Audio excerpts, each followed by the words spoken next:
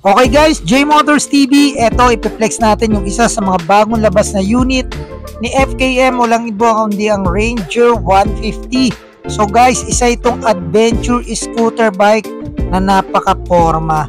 So lamang na lamang yung forma niya sa pang off-road, no? Tingnan nyo naman yung kanyang gulay board. So meron na siya. Then sa kanya namang mga susian, meron na rin yung mga charger, may mga packet.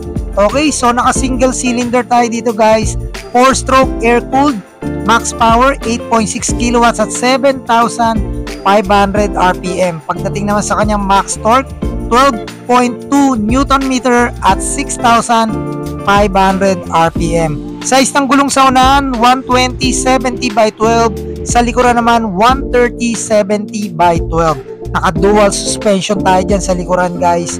Pagdating naman sa kanyang wheelbase, 131 cm, seat height 75 cm, may ground clearance tayo na 14 cm. Pagdating sa kanyang curb weight, 122 kg at may fuel tank capacity na 7 liters. Okay guys, so sa kanyang presyo, 78,000 pesos yung kanyang SRP. Then meron kayong free top box, free half face helmet mula sa SEC. Then meron pa kayong 3 PMS na may libreng langis ng Motul.